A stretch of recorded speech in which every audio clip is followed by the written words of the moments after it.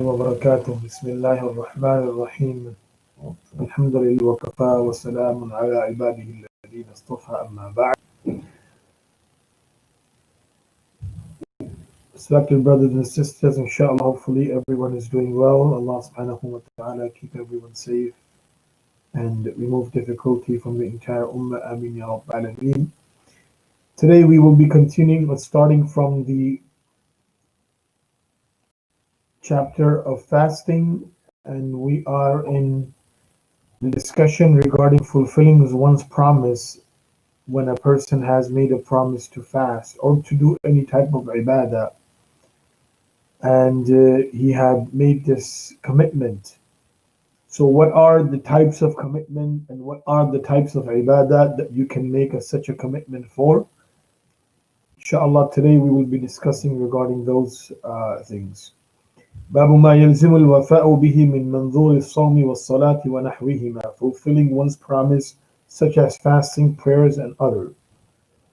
متى يلزم الوفاء بالنظر, when it is required to fulfill the promise.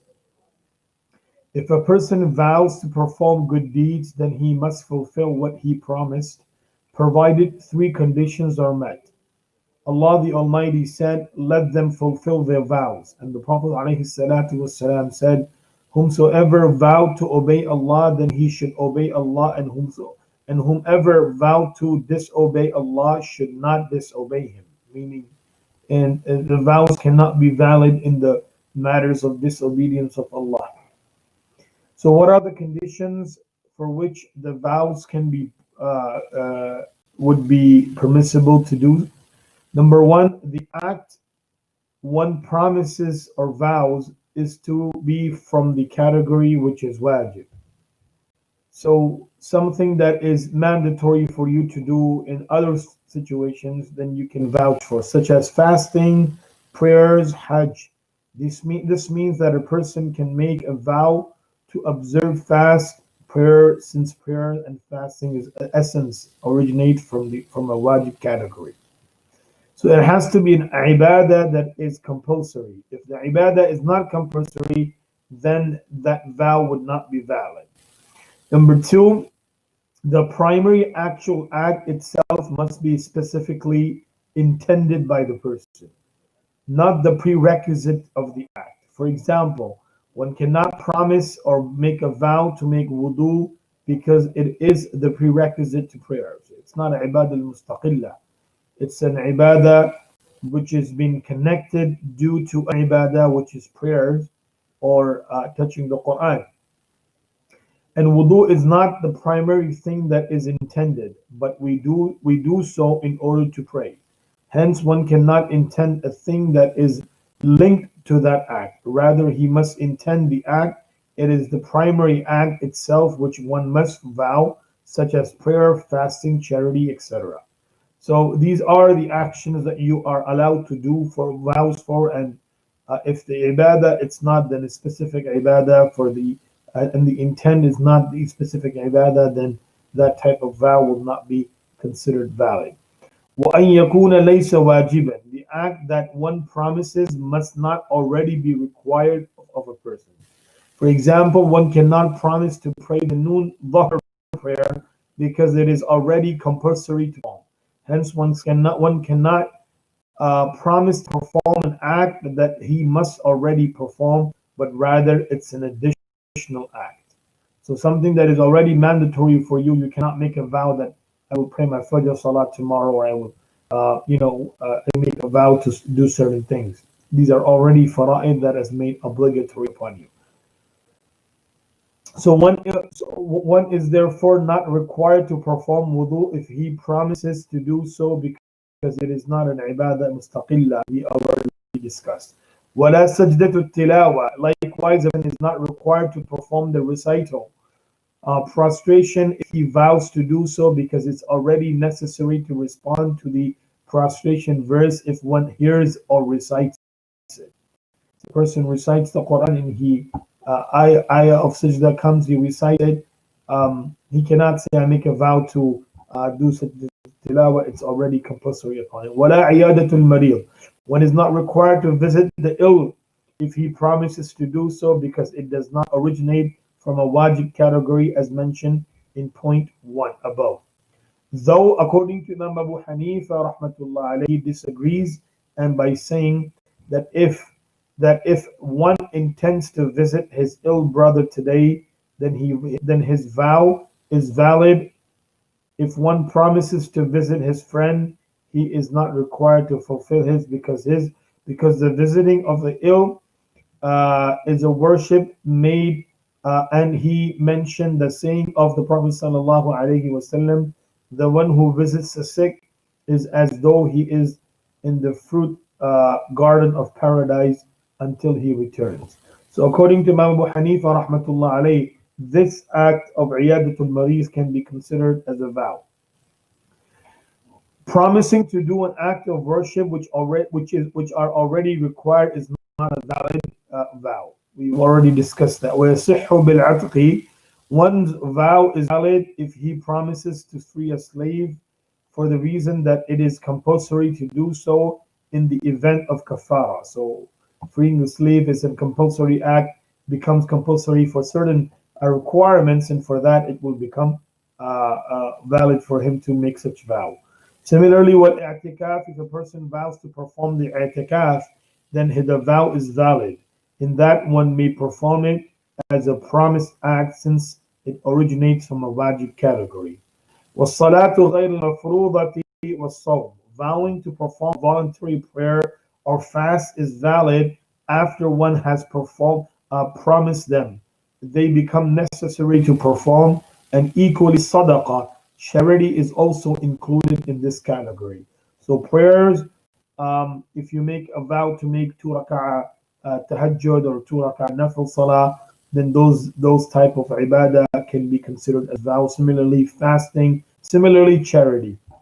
فإن نظر نظرا مطلقا أو معلقا بشرط ووجد لزمه الوفاء به. If a person vows a general and a specified promise, such as saying that I swear by Allah that upon me it's a 2 rak'ah prayer, then he is required to fulfill this vow. If on the other hand, one attaches a condition to a promise, such as if Allah grants me a child, I shall feed 10 people, then he is also required to fulfill the vow if the condition or event occurs, such as a child. Hence, vowing to fast an unspecified day or a vow that is subject to a condition are necessary to fulfill. So if you make a condition vow that if this work happens for me, I will do this ibadah, and that ibadah falls into the 3 categories that we have already discussed. This is a valid vow. When the condition is met, the vow needs to fulfill.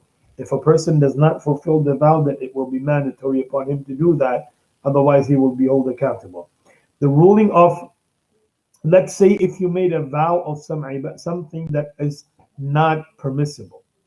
So, for example, حُكْمُ مَنْ نَظَرَ صَوْمَ الْعِيدَيْنِ, the ruling of a person who vowed to fast the 2 days of Eid.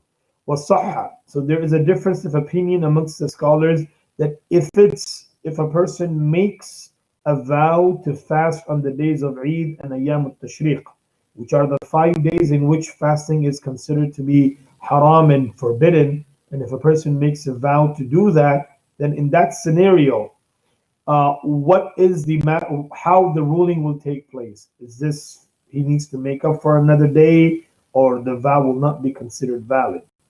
So promising to fast both the days of Eid as well as the days of Tashriq is valid, and this is the opted view on the matter. That means there's another view, and which is also the view of Imam Shafi'i rahmatullah alayhi. This opinion is Abu Hanifa rahmatullah alayhi. According to Imam Shafi'i, the vow will not be valid because it doesn't have the ability to make it valid. Though it is necessary to break the fast during these days mentioned and make up the days later, as Abu Hanifa rahmatullah alayhi reported that the Prophet alayhi salatu wasalam prohibited fasting 2 days, Eid al-Fitr and Eid al-Adha. So again, according to the Muftabihi qawl in Abu Hanifa, that the nazar will be valid, the vow will be valid. However, he cannot fast those days of Eid. He needs to make up with another fast on a different day.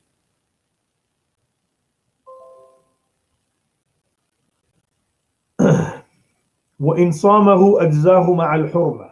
If, however, one keeps a fast on these days, the days of Eid al-Tashriq, to fulfill his vow, the vow will be valid, but the action will be considered sinful.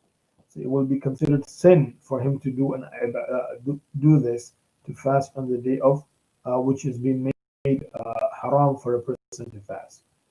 What is not valid? That which is disregarded in vow and that which is binding.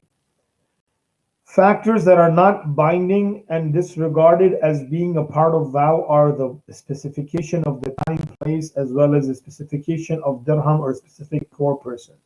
So you cannot confine it to an individual or a time or a specific place.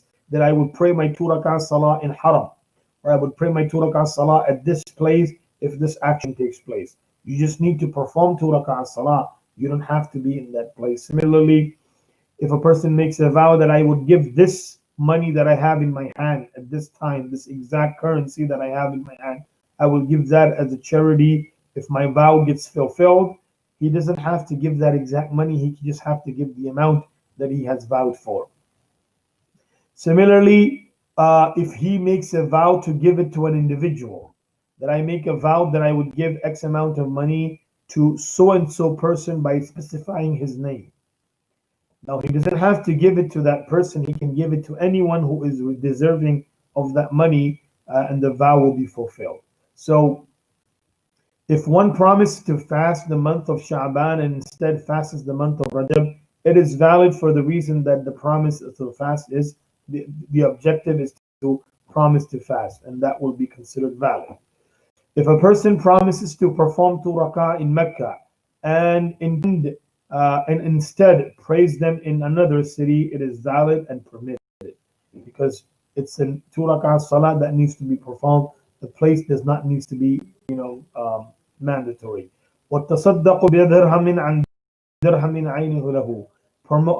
Promising to give sadaqah within a specific dirham, but instead needing a different dirham, is also valid.